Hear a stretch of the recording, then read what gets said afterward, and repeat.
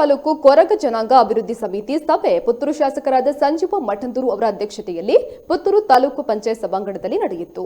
ಈ ಸಂದರ್ಭದಲ್ಲಿ ಪುತ್ತೂರು ತಾಲೂಕು ಪಂಚಾಯತ್ನ ಸ್ಥಾಯಿ ಸಮಿತಿ ಅಧ್ಯಕ್ಷರಾದ ಸಾಜಾ ರಾಧಾಕೃಷ್ಣ ಆಳ್ವ, ಪೊಲೀಸ್ ಅಧೀಕ್ಷಕರಾದ ಕುಮಾರಿ ಡಾಕ್ಟರ್ ನಾಗ, ತಾಲೂಕು ಪಂಚಾಯತ್ನ ಕಾರ್ಯನಿರ್ವಹಣಾಧಿಕಾರಿ ನವೀನ್ ಭಂಡಾರಿ, ಅಧಿಕಾರಿ ವರ್ಗದವರು ಹಾಗೂ ಜನಾಂಗದ ಸದಸ್ಯರು ಉಪಸ್ಥಿತರಿದ್ದರು.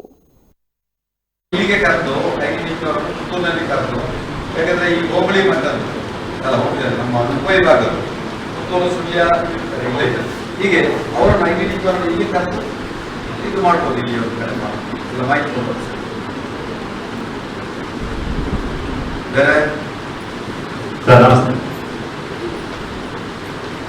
ನಮ್ಮ ಪಾರ್ಟಿ ಮಾಡಿ ಕೊಟ್ಟಿದ್ದವರಿಗೆ ಶಾಂತರಾಮ್ ಸಿಂಗ್ ಅವರಿಗೆ ಅವರು ಕಾರಲ್ಲಿ ಇರೋರು ಎಲ್ಲರೂ ಎಲ್ಲಿ ತೊಡಗಲಿದ್ದಾರೆ ಎಲ್ಲಾ ಭೂಮಿಗಳು ಸುತ್ತಮುತ್ತಲಿನ ಜನರಿಂದ ಅತಿಕ್ರಮಣಗೊಂಡಿದೆ. ದಯವಿಟ್ಟು ಅದನ್ನ ಸರ್ವೆ ಮಾಡಿಸಬೇಕು.